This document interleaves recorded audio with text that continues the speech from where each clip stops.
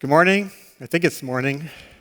My brain didn't know what it was last night. I was up till 3 or 4 in the morning. I don't even know what time that was, New York time. It's great to have this conference in high gear, actually culminating. The session I'm going to lead here is on a story that's gotten insufficient play for a long time in the climate arena, and now has suddenly kind of percolated to legitimacy. My name is Andy Revkin. And I'm just started a new job. I'm kind of in that adaptive mode lately in my career. I was at ProPublica. I was at the New York Times for almost 20 years. Actually 20 years, including my blogging, teaching. Then I went to ProPublica, an investigative reporting enterprise. And then I was at National Geographic for a year, helping them build some new grants and programs to foster global capacity for effective journalism on climate and sustainability issues. And as of Monday, I'm at the Columbia University Earth Institute, where I'm actually creating, for the first time since I created .earth, my blog at the New York Times, I'm building something from scratch. It's a program on communication and sustainability. A chunk of that is about journalism and the interface between journalism and science. But a bigger chunk, actually, is about the ways all around the world when we can where a locked conversation or an information gap or an effective way to use data to drive decisions is the missing factor. And so that's way bigger than journalism. And it even includes within Columbia University, encouraging disciplines to talk to each other who might never have actually understood each other's disciplines before. After 35 years in journalism, you realize there's a bigger world out there and that information doesn't always work the way you think it does. And I'll be experimenting now actively and with partners beyond Columbia on how to make the world a better place, a safer place, and a more equitable place in a changing climate and with so many other things on the move, including the profound changes in the biodiversity around us as well. Or you can see there, I've added a hashtag. So if you go on Twitter and you use the conference hashtag and just put in hashtag adapt, you'll see some stuff I preloaded there, and we can add to this conversation after we're done. So there's been lots of terms for this phenomenon that's unfolding on our planet. The new ones are climate crisis, climate emergency, climate breakdown. The Guardian even has made it now their sort of standard. They've changed their style book so that these terms, also global heating, are favored over global warming. And it's fine to play with terminology. I tend to focus on other aspects of how you make progress with information. That doesn't mean that I'm not against experimentation. If the Guardian wants to try this, that's their privilege, and I hope they do well. But for me, I keep coming back to this formula, which is mostly from the disaster risk reduction community, but it's basically climate change is a slow-mo version of a disaster. There was a book 10 or so years ago called The Long Emergency. It's kind of unfolding on timescales we're not very good at, but it still has these same metrics. And one thing you learn when you cover stuff for long enough time, and scientists who've dug in on what's driving the losses that we see on the front pages around us, or that scientists are looking at in fire zones and flood zones. For now, the biggest driver of risk and of loss isn't climate change. Not yet. It's in the mix, and it's coming in a bigger way. It'll move into the front of this race between these other factors that are the main thing driving us to have all sorts of losses. And I'll show you one sort of visual manifestation of this. And there's two geographers, Stephen Strader and Walker Ashley in the United States, have a methodology for taking data on housing, on where we are developing, where we're building, on vulnerability, like in tornado zones, where the mobile homes are, which are essentially like tissue paper in front of a tornado. And this image from Paradise, California, one of the neighborhoods there that burned down, reams about the complexity of what's going on. In California, you see all these headlines about wildfire and catastrophe, and you think of it as a natural loss, but look at what happened in this community. Notice that the trees are not incinerated. It was wind-borne embers that caught houses that were not designed for wildfire, even though they were built in a part of the state that's a red zone. And every California firefighter map has these zones of vulnerability. So and climate change is changing patterns of wetness and dryness and foliage. But as Stephen Pine, a fire historian at Arizona State, wrote, this is an urban fire in a forest. And that means there's work to be done. And it means not every story, it might look like a climate story because that's what's in our heads as journalists. But it's important to step back and say, what's really going on here? And there's a third kind of story here. You notice that not all the houses burned. The Washington Post did a really good story about the houses that didn't burn, and why is that? And there was important lessons there for coverage going forward. And on the terminology, we've kind of tried this. This was 2008, I did a piece when John Holdren, who was then the science advisor, President Obama, was trying to come up with different ways. He calls it global climate disruption, which I think is pretty good. We're disrupting a system. And the outcome of that is complicated in many ways and profound. So I rounded up some things that people were saying at the time. And again, it's good to experiment with all of these ways of trying to drive change and build understanding. But it's also important to have a clear lens, especially as a journalist, when you're looking at the landscape and seeing what's going on. When I started on this, this was the term back in 1988. And this is I have this archival, I should wear gloves when I hold it up because it's kind of starting to fall apart. I got it on eBay last year, and it was my first 6,000-word cover story on global warming. That was the year Jim Hansen testified. And what's interesting to me now, looking back at it, look at what the opening spread said. I didn't write the headline and deck and stuff, but living with the greenhouse effect was actually profoundly accurate. Even as we're fighting to decarbonize, we are living with the greenhouse effect. It is building. The energy balance of the Earth is tipped, and that's going to be adjusting for a long time to come, and we're adding to it progressively, but we have to live with it in the meantime. So I was kind of looking back, I go, that's interesting. And then this is interesting too. I didn't show you the back cover. Cigarette ad. So we were selling Global Warming Concern on the front and selling cigarettes on the back in the day in Discover magazine. I was a senior editor there. I don't recall us planning newsroom walkouts and the like. So what was a big science magazine doing, selling cigarette ads at the time, and how does that relate to issues of information, disinformation, who's getting paid what? It makes it more complicated. We're living with norms now that were built over decades, and it's important to point out bad behavior. It's important to also step back and say, wow, some of these things take time. So adaptation, back in those days, despite that line in my story, most of the stories I wrote were about mitigation. They were about how do we cut greenhouse gases, they're driving change. And hundreds of stories through 3 decades. Al Gore, in his first book, derided adaptation. He said, adapting to climate change is a kind of laziness, an arrogant faith in our ability to react in time to save our skins.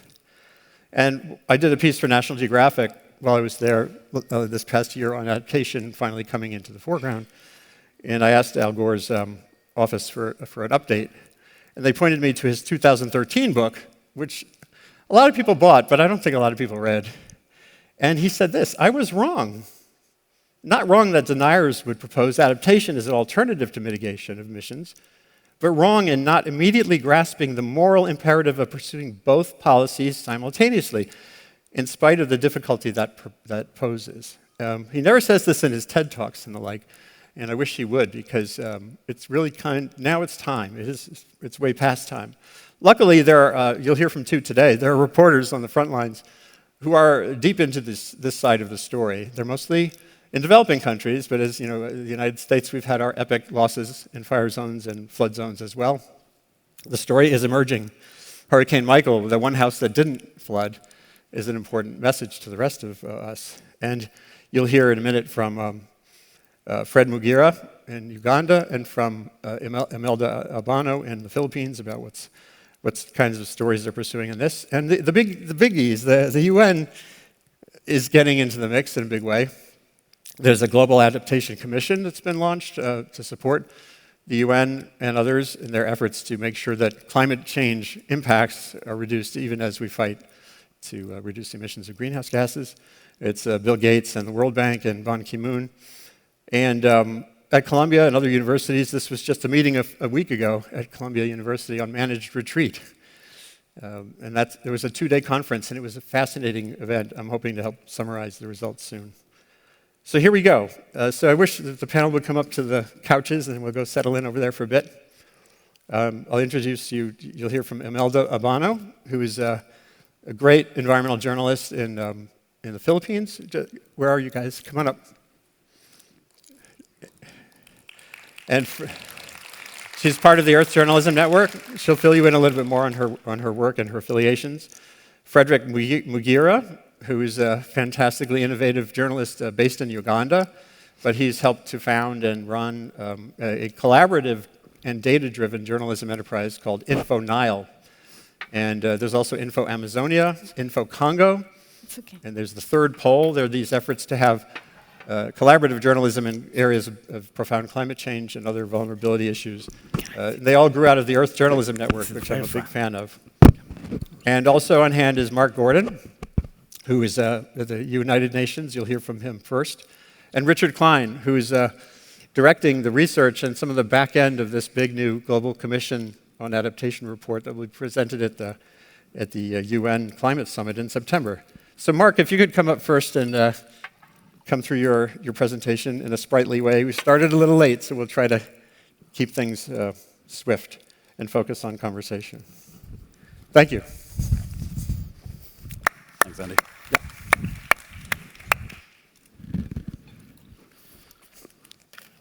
So thank you, Andy, and good morning, ladies and gentlemen. Delighted to be here. Just clarification, yes, I'm Marc Gordon. I'm the head of the Global Risk Analysis and Reporting Unit at the United Nations Office for Disaster Risk Reduction and the coordinator of the Global Assessment Report on Disaster Risk Reduction, which was published about a month ago. So I will take you through some of the highlights coming out of this report and some of the reflections coming out of some of the related UN processes. And I'm delighted to be in front of this key and important constituency, which is such a fundamental part of us, our attempts to try and collectively engineer change in behavior and the choices we make as both of individuals and collectives. So thank you to the organizers for the invitation, and thank you, Andy, for thinking of us in this particular panel. Clearly, there's no doubt that journalists play an increasingly significant role in how the general public understands disasters and how we respond to them. And while important strides have been made, the imperative is for this community to help decision makers, individual and collective, and at all scales, better understand the genetics of risk creation and propagation across social, ecological, economic, and political systems. Innovation in communication has been key to improving disaster preparedness and response through, for example, timely and effective dissemination of early warnings. The ubiquity of smartphones has also greatly aided ordinary citizens to communicate developing needs from the scene of a disaster, which, fake news apart, can help to avoid the situation becoming worse. Social media in general has become hugely important for national disaster management agencies seeking to alert populations in harm's way, and is regularly used to great effect. For example, when Cyclone Fani threatened exposed and vulnerable populations in India around the Bay of Bengal, 1 million or more people were able to be evacuated quickly. However, as identified by all UN member states in the Sendai Framework for Disaster Risk Reduction, the global plan to reduce risk adopted in 2015, the imperative is to move towards a better understanding of the genetics of risk creation and propagation before it manifests as negative consequences on societies and ecologies. To understand that nature of the hazard, exposure, and vulnerabilities of human and ecological systems, as Andy referred to earlier, that such threats pose, so as to prevent the creation of new risk, as well as reducing the existing stock of risk, building resilience, and/or the ability to adapt and cope. The Sendai Framework was the first pillar of the 2030 Agenda for Sustainable Development and was soon followed by sister agreements, including, of course, the Paris Agreement on climate and the adoption of the 17 Sustainable Development Goals, or SDGs, in addition to the new Urban Agenda, the Addis Ababa Action Agenda, etc. Embedded in all these agreements is the explicit understanding that none of the targets and goals can be pursued in isolation from the others. And what this particular diagram seeks to try and represent is the 40-year or so journey through a comprehension of risk that began from a shock and threat-based approach to a largely responsive mentality through understanding born out of a hazard lens, through the social dimension of disasters, into understanding the social construction of risk. And finally, the realization within Sendai that we must move towards a better understanding of the multidimensional nature of systemic risk, and that the interdependent solutions that we all seek will only be achieved through transdisciplinary, systems-based approaches. It also represented this fundamental conceptual shift from managing disasters to managing risk. And the adoption of the Sendai framework and the hard wiring of risk reduction in the 2030 Agenda and other post-2015 agreements marks the culmination of this journey through time. And this shouldn't be underestimated, and I hope that this is something that we can connect with you to make sure that this is so clearly broadcast as pertinent and relevant and near time in terms of its immediacy of action for all decision makers at all scales. There have been significant successes in reducing deaths from extreme weather events in recent years, but it is fundamental to the eradication of poverty, as well as action on hunger and climate change, that we succeed in reducing the numbers of people affected by disasters, and that means reducing economic losses and damage to critical infrastructure. Hence, the global targets that were crafted and agreed by member states in the Sendai framework. However, as illustrated in the 2019 UN Global Assessment Report, the GAR, published in May, we have learned that we no longer use the past as a reliable indicator of the future. Threats that were once considered inconceivable no longer are. As highlighted in the IPCC 1.5 special report, non-linear change is a reality, and we know that many of the ways in which humans will be affected are, as yet, unforeseeable, and that we are fast approaching a point where we may not be able to mitigate or repair impacts from cascading and systemic risk in our global systems. The 2019 GAR, which you can access on our website, aims to help us chart the way to meet that challenge. It helps us better understand the systemic nature of risk and its cascading impact on rapidly growing global population and the natural environment on which it depends, moving from humans and nature to humans in nature. It helps us build the evidence base and the political consensus needed to advance the agenda for risk-informed sustainable development.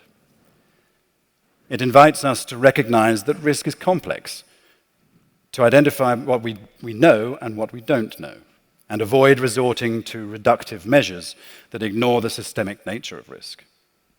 We must push back against approaches that treat risks in isolation of their contexts. The Global Assessment Report explores these aspects, exhausting the shift away from the prevailing practice of compartmentalized research, hazard-by-hazard risk assessment and management, if we are to improve understanding of complex systems and their interactions and the resulting risks that they create, and identify interdependent solutions together.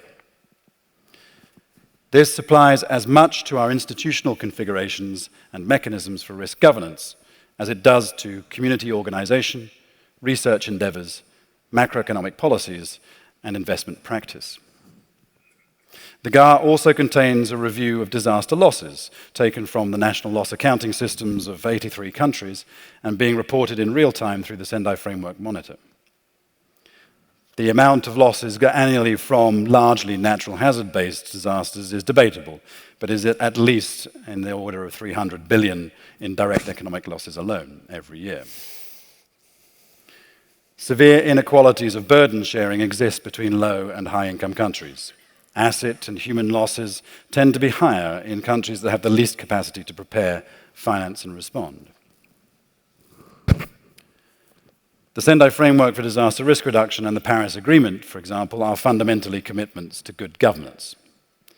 Taken together, they are commitments to put in place actionable and enforceable measures which will mobilize individuals, communities, institutions, industry, and nations to build a better understanding of the multidimensional nature of risk, to develop actionable insights, to prevent risk creation and reduce the existing stock of risk, and protect citizens from the impact of future events. Unpacking the mysteries of disaster risk for the general public is a task that the media must take on with serious intent as the risk landscape changes dramatically. Existing efforts to contain disaster risk are clearly inadequate. Last month, the United Nations Economic and Social Commission for Asia and the Pacific released its SDG progress report, which expressed concern that the region is not on track to meet any of the SDGs, including action on climate change. Over 70% of the people affected by major disasters live in Asia and the Pacific, so it is hardly surprising to see that natural hazards are cited along with pollution and poor management of natural resources as the reasons why the region needs to accelerate progress.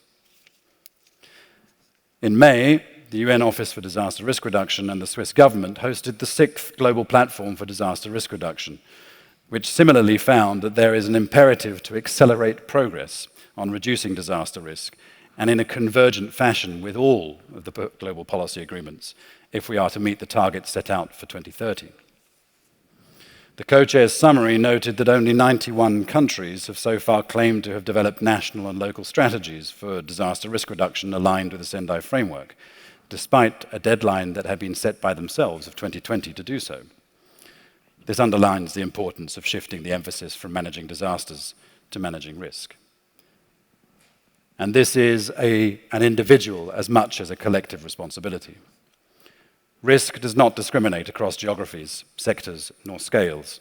And the challenge facing us in the 21st century is not just how to save lives, but how to reduce the negative impact and impacts that our decisions, our choices have on natural and social systems.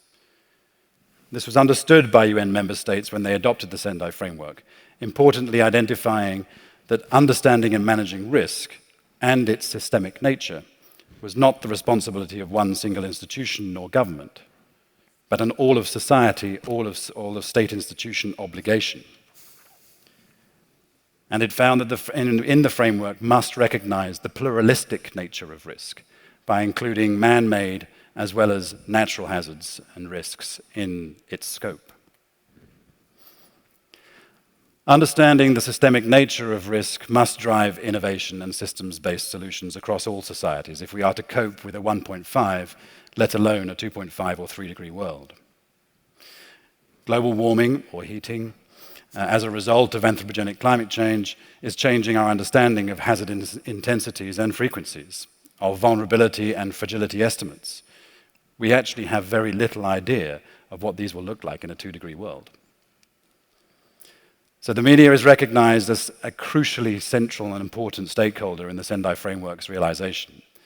It has a major role to play in ensuring the success of national and local strategies for disaster risk reduction in conjunction with other sustainable development and climate-related strategies by raising public awareness of risk and the role of the individual and the collective in its construction, its propagation, and its reduction or prevention, as much as supporting innovative effort in research, policy, investment, and behavior.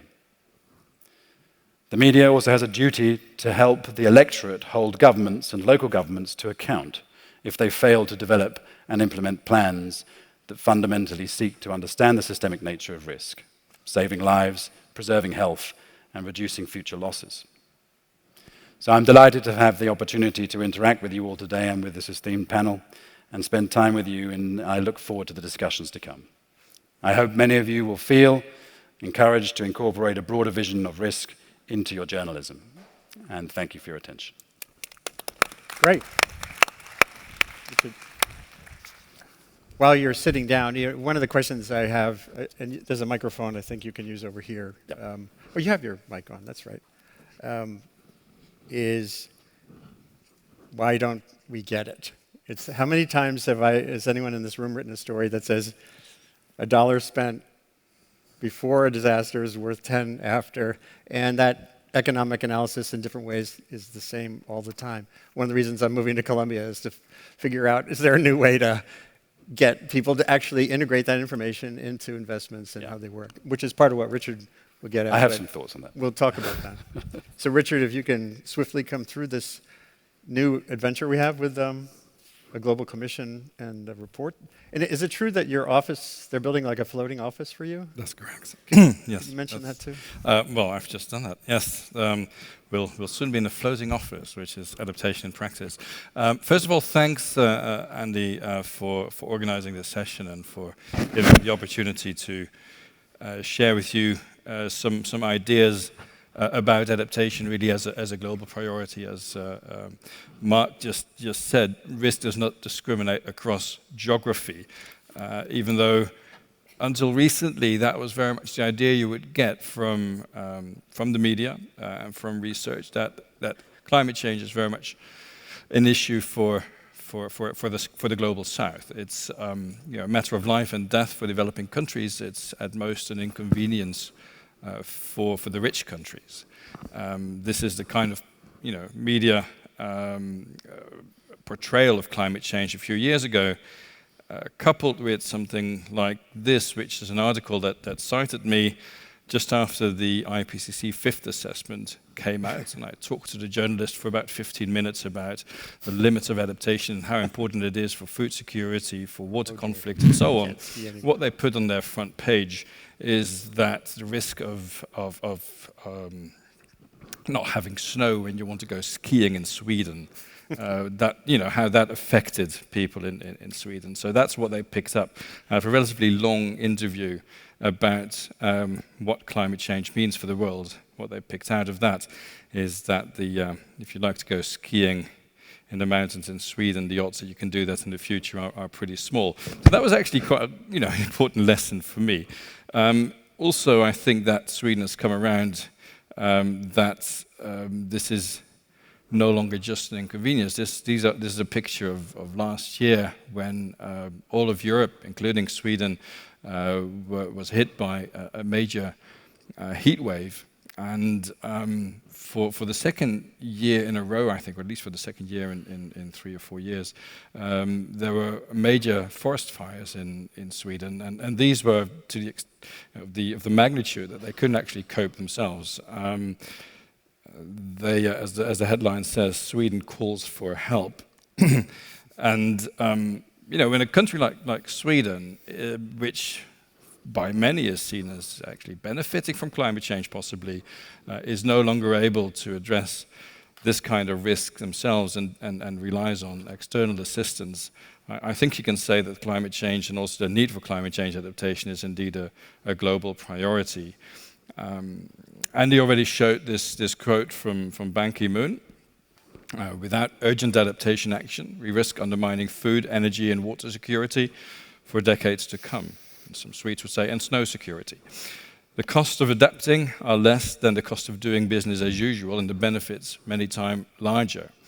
He said this at the launch of the Global Commission on Adaptation, and Andy asked me to introduce that commission to you and say a few things about what it's doing. I'm afraid I can't really say too much about what it has been doing so far because there are no concrete deliverables yet, but I can at least explain the process which is ongoing towards delivering a report in September and then following on with a number of action tracks. So it's very much a global commission. It's a global commission on adaptation which consists of about 20 commissioners. It's co-led by Ban Ki-moon, former Secretary General of the UN, Bill Gates, co-chair of the Bill and Melinda Gates Foundation, and Kristalina Georgieva, the CEO of the World Bank. And then there are commissioners from around the world, high-level people from politics, from CEO and from the corporate sector and from civil society.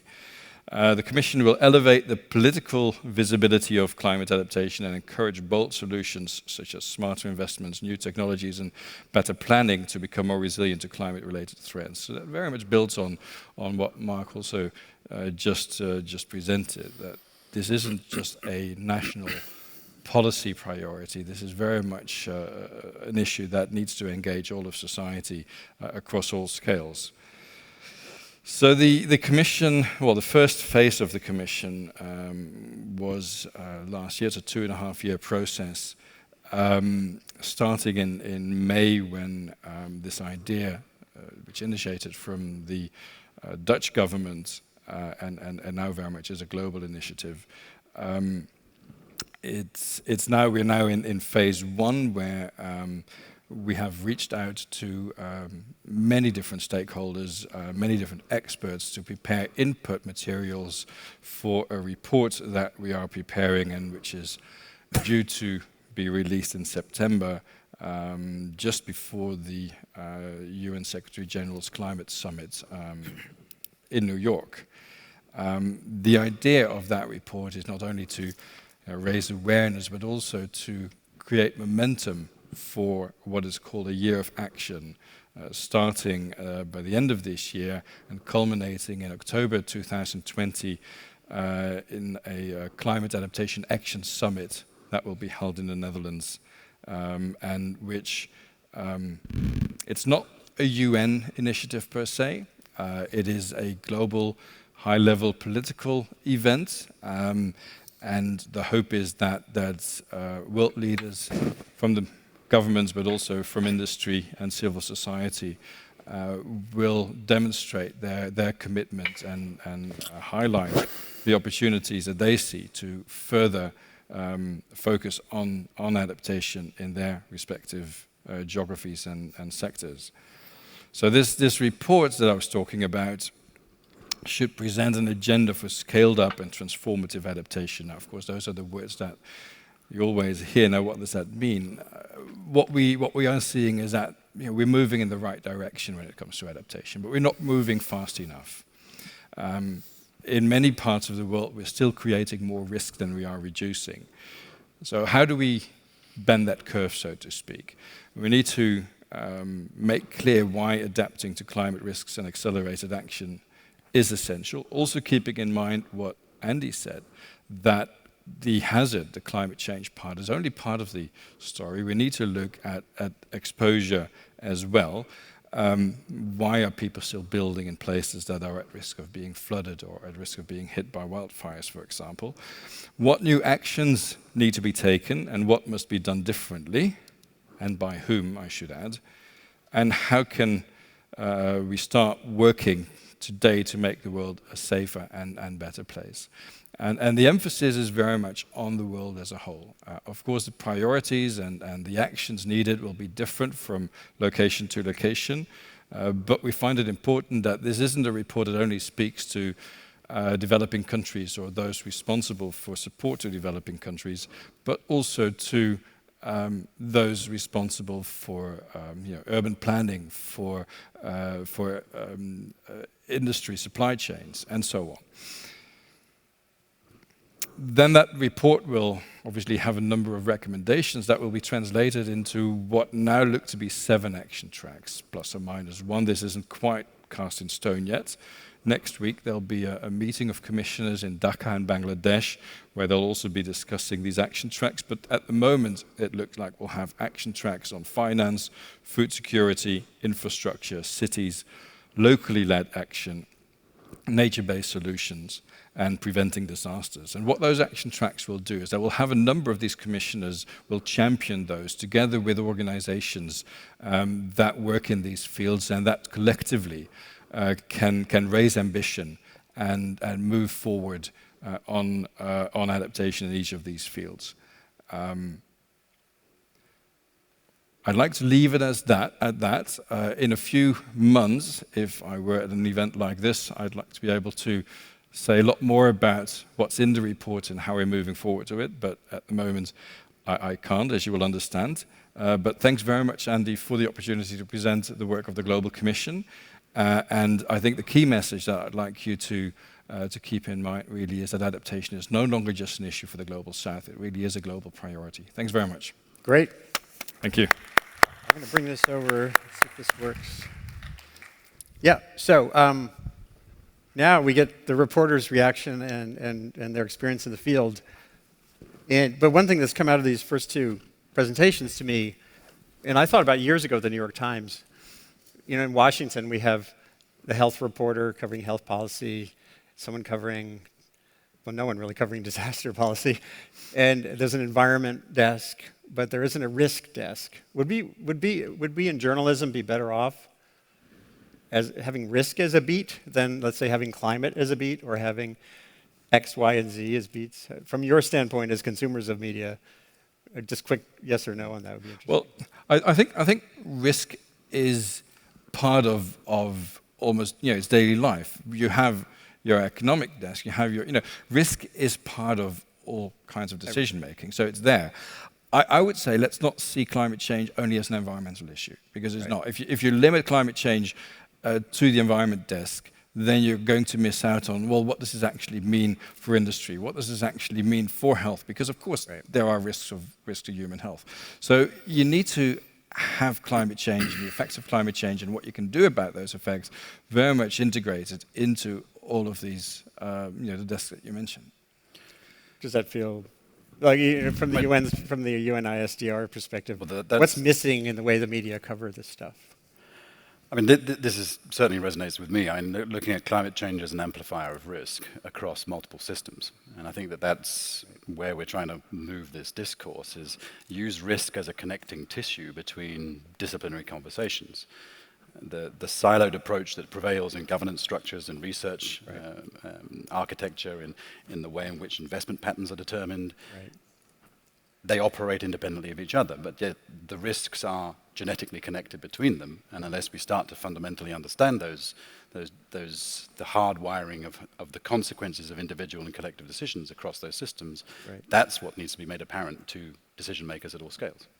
Right. So Imelda, you've been at this for a while in one of the riskiest places on the planet, the Philippines. Actually, Colombia, like 10 years ago, did this global disaster hotspots initiative. Costa Rica, Philippines, there are a few places on the earth that have like everything. Right. So, and now you've been covering climate, both the adaptation issues and the climate treaty. And can you give a brief sense of what's the news story? Well, just picture this. Philippines is in the midst of the ring of fire and along the typhoon belt of the Pacific. Local scientists refer to it as the laboratory of natural disasters and climate change impacts in Asia. So just imagine, we have an average of 20 typhoons a year, 53 active volcanoes, flooding, droughts, you name it, we have it. So it's really imperative for us to have these adaptation strategies in the country, but it's extremely difficult for adaptation, redevelopment, and recovery efforts. So as a journalist, we look at it as reporting it as in a human dimension, putting a human face of climate change, because we know climate change is, or disaster risk reporting is very complex. So we put an element of the human dimension.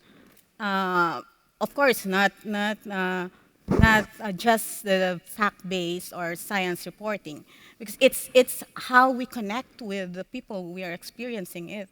Right. So as a reporter, we're not just reporting it, but we live with it. Right. So it's our everyday meal. How does it translate when because also the Philippines, you have Manila, a megacity, and then you have thousands of villages where you would need a completely different way of conveying the problem to the public or learning about the problem. How does that work as a reporter covering a region like that? Well, it's a challenge for us to report those things, especially on disasters. But the thing is, we're on the forefront of climate change, and it's a challenge for us to report those kinds of disasters because, well, first of all, journalists need some capacity building, trainings, story support, and distribution.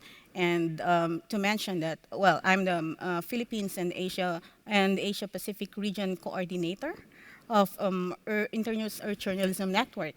And the good thing is that the Earth Journalism Network is helping those journalists to boost their reporting on climate change and disaster reporting. So, I mean, it's really to enhance our skills on those kinds of reporting, which we lacked in in the forest countries. But it can be a two-way street. There's interesting thing I've seen via Earth Journalism Network and the work that you both do, Yeah. especially what Fred's going to talk about, the collaborative reporting models in zones of common risk are something that's more established internationally than it is in the United States. And in Europe, I don't know if there's a coordinated collaborative approach to covering the heat vulnerability in Europe, because historically it's had so little air conditioning. But I know that in Uganda, you have Info Nile. Yeah. So can you tell everyone a little bit about how that came about and just your work generally? Yeah, you realize the story about climate change is just not just a one-off story, probably, of what is happening in Uganda or in Kenya. But we thought as a group of journalists that the story about climate change is the combined stories of what is happening or what climate change is leading to, causing to the communities. So that's why we formed a regional reporting network of InfoNile. So InfoNile is a geojournalism platform. We bring together journalists in the Nile Basin to tell stories about the Nile.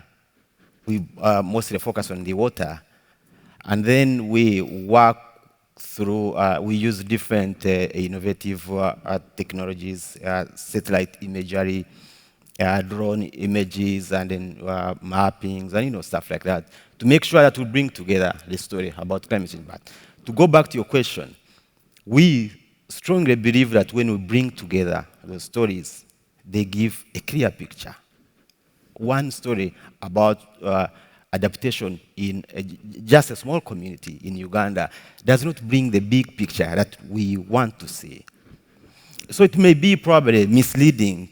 So that's why we thought we bring together a regional reporting team that can, bring the clear picture of adaptation, stories about climate change. And we have given several grants to journalists in the Nile Basin to write, stories about climate change and adaptation. Yeah.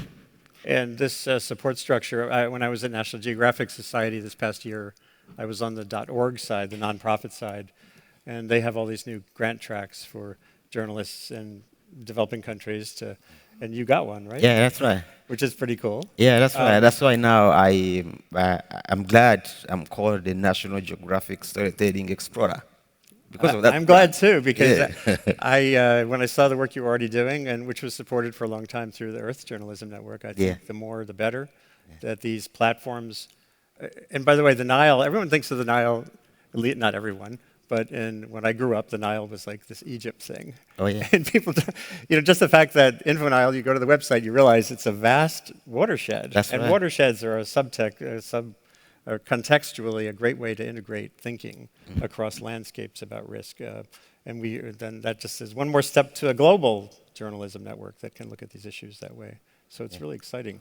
I'm going to show a couple more things that are one of the things that was mentioned is uncertainty. And this is anathema to journalists, anathema to decision makers. And yet, this is an arena of profound, deep uncertainty. The things we know about global warming, as you heard from Naomi this morning, are powerfully understood. That we're changing the climate in ways that will have millenniums of impact for sea level and temperature. But precipitation is really important to us, and precipitation is really badly modeled still. So that this is an older iteration of the IPCC models for Africa, but it's not different. It's really not markedly different now.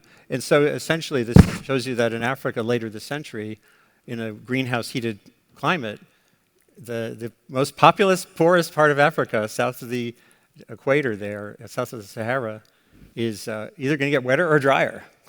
Well, that sucks. Wouldn't we like to have a way to plan for an area with a doubling population on the basis of knowing it's going to get drier or wetter? So what do? To me as a journalist, you have to dive in and say, we know. It's actually a clear thing. We know we don't know that. And I don't know if I don't know if this has come up in your reporting in Africa, in that part, in that zone, Uganda and I don't know if you talk to colleagues in Ghana and the like. Ghana is a place where the historic record, as that article I wrote in 2009 shows, has profound 100-year droughts that are just normal. They're in the system. And again, what initiates them is unclear. So that's a profound hazard that's implicit. And how does that change the story when you know that? You know drought is in the system like a monster behind the door. You know that climate change could make things wetter or drier. It feels like it changes the shape of the entire question when you're looking at places like this. Richard, you've been dug in this for a while. Obviously, we need to understand the science of climate change, and we need to appreciate that uncertainty is a fact of life. In that, at the same time, I also think we shouldn't sort of put too much emphasis on the uncertainty is everywhere. What you're showing there is sort of the average situation projected by the end of the century. Adaptation decisions that are being made now, very few of them are meant to still be effective by the end of the century. Right? What we'll be looking at is what are the risks now, what risks can we expect over the next year, decade perhaps, and a little bit more into the future than that when it comes to infrastructure development, for example. And I think there is much better understanding when you don't necessarily look at the averages, when you look at what happens to the extremes or what happens, in Europe, you're saying, it's either going to get wetter or drier. I mean, what we've been seeing in Europe recently is getting both wetter and drier. And hotter. You can actually have that at the same time, right? I mean, very dry summers last year. This year looks like to be another dry and hot summer. At the same time, more torrential rainfall that can lead to flooding. It's those impacts that you're adapting to. Right. It's not these pictures of averages over a whole continent that you'll be adapting to. Oh, sorry. Although in terms of the risk formula, risk equals exposure, vulnerability, and change in the hazard. If you're doubling population between now and 2050, you're doubling exposure. And so doesn't that mean that family planning, let's say, or education, or getting women through high school in Nigeria, that would be a resilience strategy, wouldn't it? What you're touching on is that adaptation is more than just a quick fix or some kind of one-off activity of putting irrigation somewhere or a seawall somewhere else. In order for adaptation to work, you need to sort of align a number of different policy fields, whether that's public health, whether that's infrastructure development, whether that's agricultural extension, and so on. Population or maternal health and so on is certainly an issue there as well. I don't think it necessarily fits in a conversation about adaptation to climate change to talk about population or overpopulation. I mean, yes, exposure is part of it. But what about urbanization? Where that actually Robert Mendelsohn at Yale, when I wrote about this in 2007, said in Africa, urbanization is a resilience strategy if cities function. Yes, no, that's an interesting issue about migration either across countries or also within a country from rural to urban regions. When it's forced migration, it's difficult to say that that's adaptation, right? I mean, that's basically the effect of it's basically the lack of adaptation options. If, on the other hand, people voluntarily look for opportunities in cities, then you could argue that that would be an adaptation. I think it's tricky. I mean, cities are growing. We see that. Whether that's primarily because of climate risk or the lack of opportunities in rural regions, it's one factor. I think what we knowing that these processes are taking place, we need to better understand how do we make cities resilient, how do we make sure that people also in the informal sector are not exposed to the kind of risks that we are seeing, heat stress, floods and so on in cities. And this gets to the equity issue. A lot of the adaptation finance that gets talked about seems to be, like Mayor de Blasio in New York wants to spend $10 billion creating a buffer zone around Lower Manhattan, the richest place on the planet. And the communities in the outer suburbs and the poorer communities are saying that will just divert the flood risk. And you look at the global scale, we did these stories about Malawi that has hardly any meteorologists. This is 2007, I don't think it's changed much. And when a reporter from the Times went to a woman in the Netherlands, Sarah Lyle interviewed her in 2007, And this is what she said about her fancy new house that's designed to float. We're looking forward to floating. You know, like, so I dispute a little bit this idea that, well, it's the skiing phenomenon you were talking about. This is a story that I think can't be told enough, especially because so much more money is going to flow into adaptation finance if it's not getting at the places that need it most. That feels like a story to me. Does that feel, when you think about, are you seeing this on the ground? Yeah, I just want to say that in regions, for example, regions along the equator, the effects of climate change were there before. I mean, these stories came up. I mean, communities were feeling this before. So the story, for example, about adaptation, it is not so new to those communities. It takes an extra mile for the journalists to find the new normal as in what is happening right now as a result of climate change. That wasn't there before. Yeah, so probably it takes an extra mile to investigate and come up with that story. Yes. And there are also systems stories because it's about food or resilience to a landslide. So it's not one story either. Resilience in rural areas is, well, one of the things I think you're getting at in your report is that it's really hard to measure this stuff. Yeah. Like, how do you know you're making a community more resilient? That feels like it's still a challenge. And again, I don't know, covering Philippine policies related to disaster risk reduction. Have you seen places where there's a measurable change or whether it still feels like it's just beginning? I think it's just beginning. Well, like before I come here in Lausanne, I went to the 3 small islands talking about not necessarily climate change, but how they live with this new normal. So it's really something for them to know about indigenous knowledge or practice on adaptation. And I think for reporters, it's really going beyond the doomsday scenario, reporting on challenges, Right. Solutions, and of course, not forgetting the element of the human dimension. Yeah, this solutions, I just have a slide up there now, what I call narrative capture. It's a hashtag I started posting when I saw situations where journalists at the global scale, we tend to sort of put everything in one bucket. Islands around the world need to be evacuated. It's the end of the, woe is me. And a lot of island countries have been very powerful in the UN the last 30 years, making the case for island vulnerability, which is real. But there are these instances where you can have different outcomes. This Paul Kench is a geographer who's getting a little more attention to his work, who's shown that in many low islands around the world, if you leave them alone, if you leave the coasts alone, they have a dynamic that allows them to keep up with sea level rise, even when it's twice the average global sea level rise. But you look at Mali, the capital of Maldives, they've lost that option. They're like a mini Manhattan. If anyone who's been to the Maldives, I went there twice before I was a journalist when I was a young guy. And Mali was not like that in 1984 when I was there. And now they have a brittle Manhattan-style vulnerability.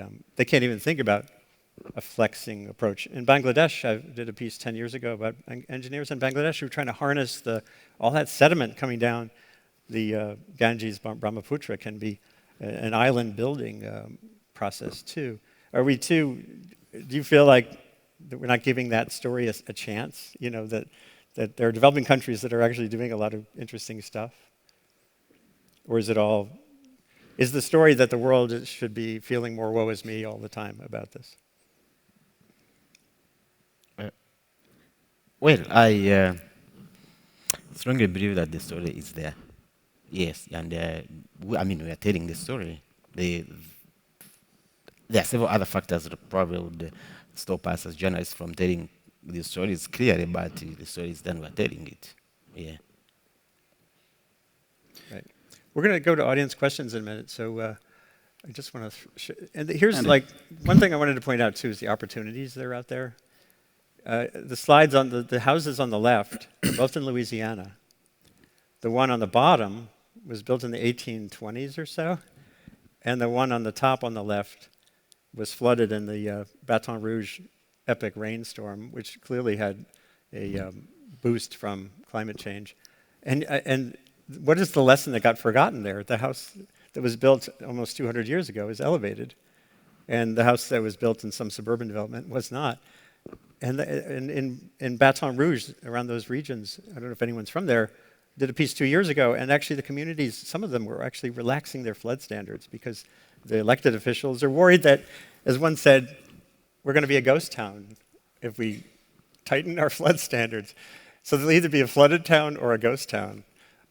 But I think you see on the right, there's a house that was built on the Hudson River waterfront, the one at the bottom. That's it's a zero passive house for heat, and it's also designed to flood. And it feels like, again, these feel like stories to me going forward that haven't gotten enough coverage.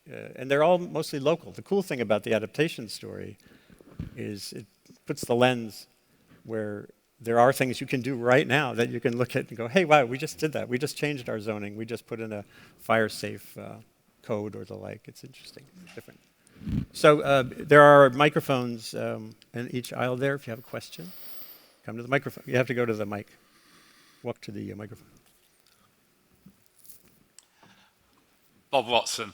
Appreciated all the presentations. What I was a little surprised at in the presentations was no mention of how we're destroying biodiversity, we're losing our forests, we're losing our coral reefs, we're losing our mangrove swamps, and we've got major land degradation. All of these are major factors in hazards.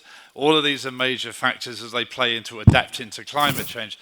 So I was very surprised to hear the words hazards many times, the words climate change, but no mention of how we're destroying nature, destroying our land, which play right into all of these issues. So I would have expected to hear in your narratives, how are you dealing with the fact we are destroying nature, the fact that we are being quite unsustainable, which plays into climate change and plays into hazards?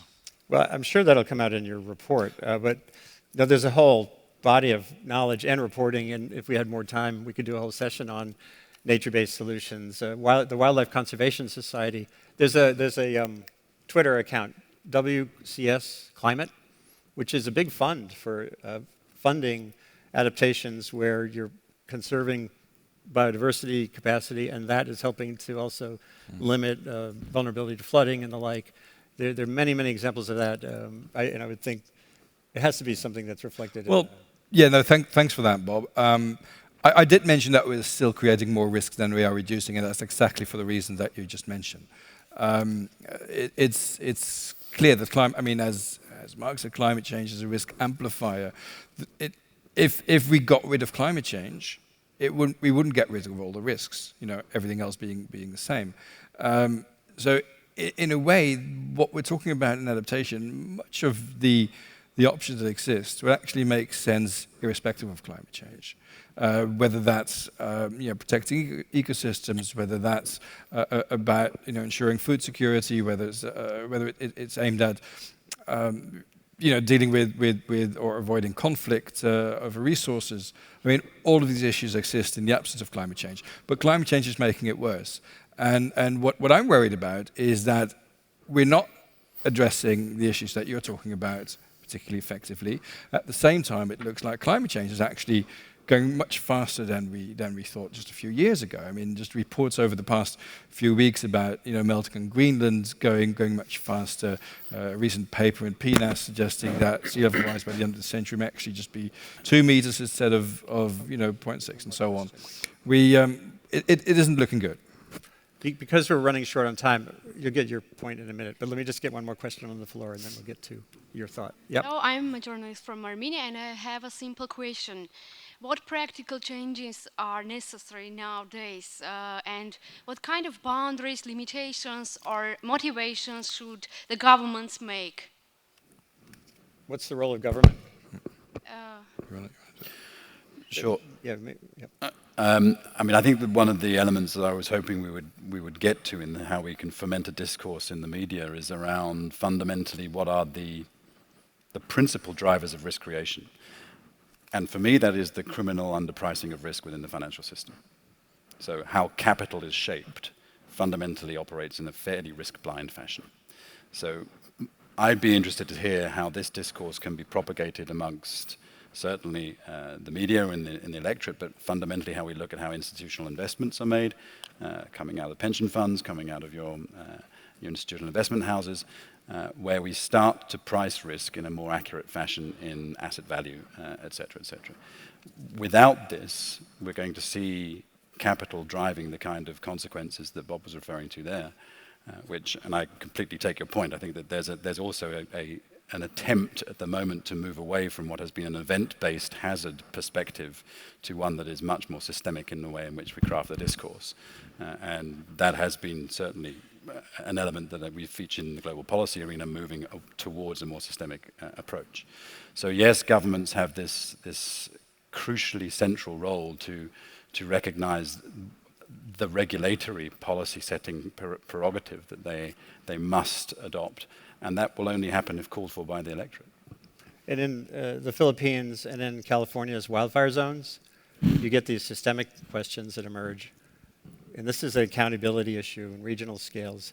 The lack of affordable housing in San Francisco and Palo Alto over the recent decades there's a good story in one of the radio stations, the NPR stations there after the fires, had propelled a lot of the development in these wildfire risk zones. So these communities that had sprouted in those hills that are vulnerable to fires are there, and partially because there's no affordable housing in the city. And in the Philippines, steep slopes. Yeah. You know, if governments had functional programs, if there was investment for housing that included housing for new incoming populations in the Philippines towards cities, they wouldn't be settling on steep slopes and dying in landslides. Yeah, exactly. It's true. And it feels like a pretty good story to me that, again, it's not a climate policy story, but it's, as you were saying, it's a key part of how we can work forward. And even on the biodiversity integration, Bob, you know, there's all these discussions about how do you bundle all the SDG interests into something you can monetize, or where if you have a biodiversity initiative that has resilience value, how do you integrate that into how you shape policy and investments is a really interesting question. And there are people working on that using data, you know, remote sensing. There's ways to do it. Let's get those two questions, and then we can do a final round. Thanks for a great panel. I'm James Fahn from the Earth Journalism Network. I have a question about the journalism on adaptation. A lot of adaptation or good resilience practice seems quite similar to kind of standard environmental policies, or you know, what we've learned about good development or well-planned development anyway. So my question is there anything that distinguishes journalism on adaptation resilience from traditional science or environmental journalism? Is there something that makes it a little different, or is it just kind of more urgent? It's a good question. Any quick thoughts? Want to start? Oh, actually, let's get the second question, and then we can just have a final discussion. Okay. My name's Richard. This is a question to Richard. On your 7 action tracks, you described finance as one of them. I wonder if you've got a plan to get hold of the insurance industry and get the half of the people who calculate the risk to talk to the half of the people who invest. Yeah. They were here in the building yesterday. There was a lunch I went to, Swiss Re, where the Swiss Re Institute, I think, was trying to get at this a little bit.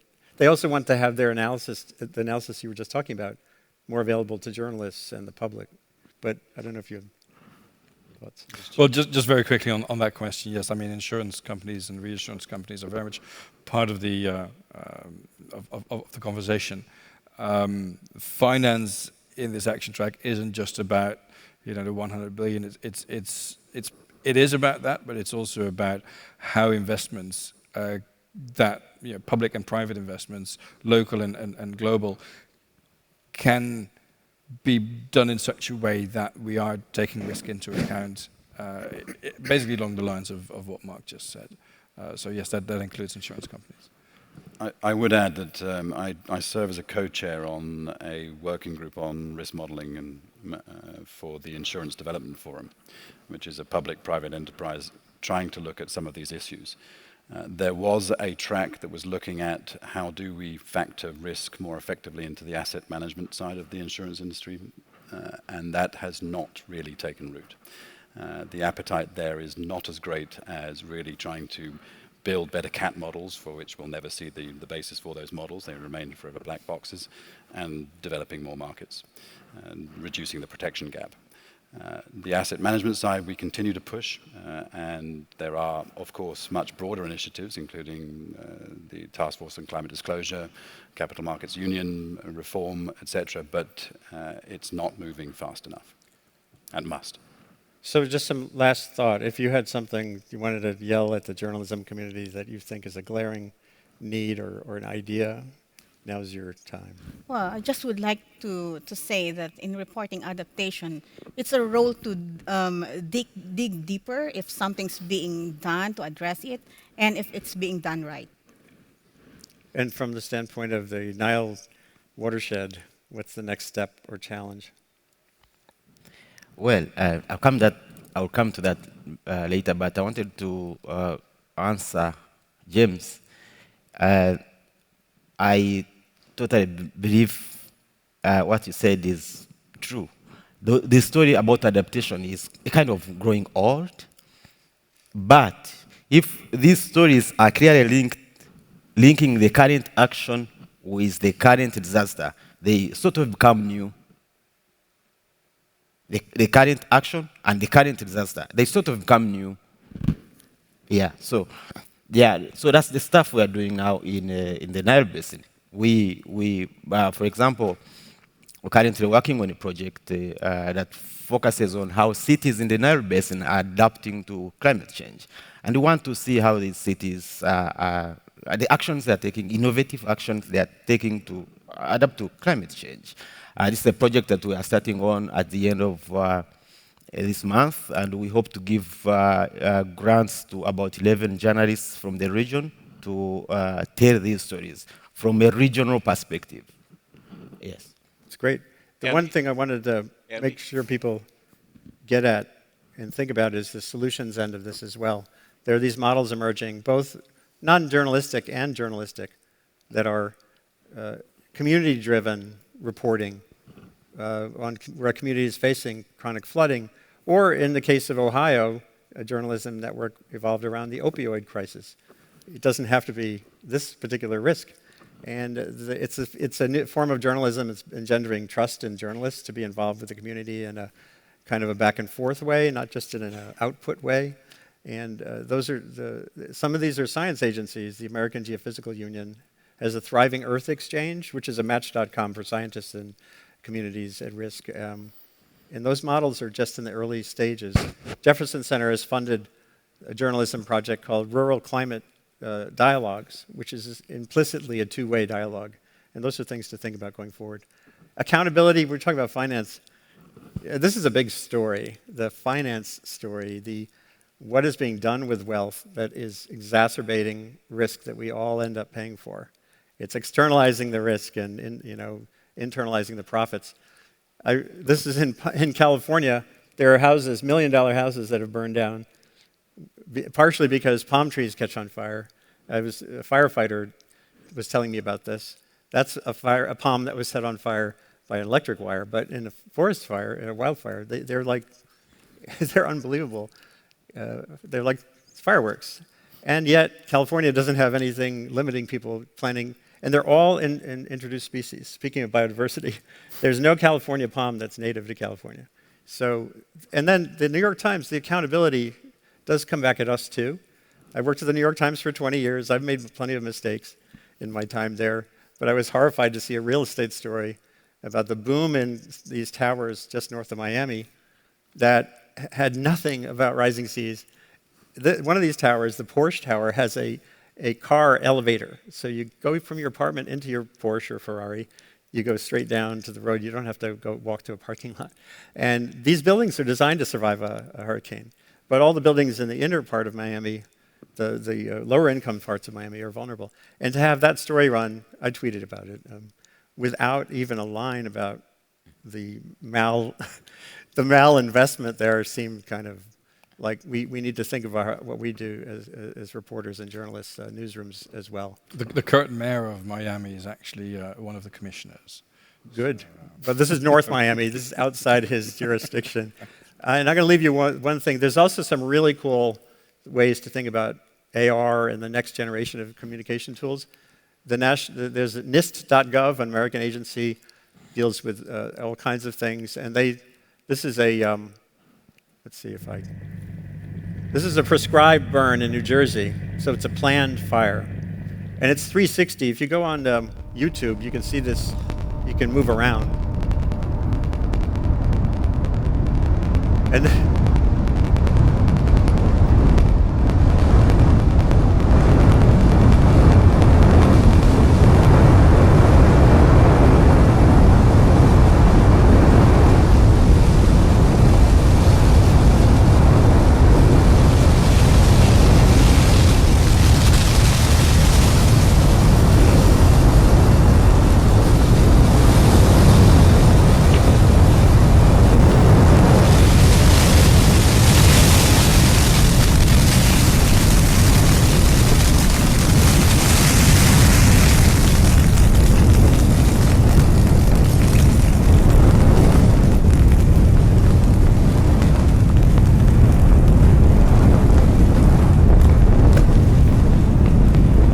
amazing.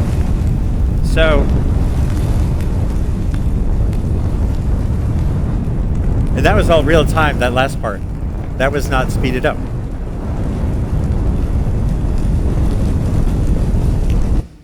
So if you're a journalist in the Bay Area, or if you're in Greece trying to figure out communities that were built vulnerably in a fire, if you as a journalist enterprise can convene and show that, or create a VR experience for mayors, that feels like a new frontier for me, for journalism as well.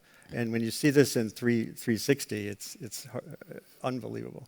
So there's frontiers out there, and let's explore them all. Thank you all for participating in the panel. I think it's lunchtime. Thank you all for coming. Thank you. Okay.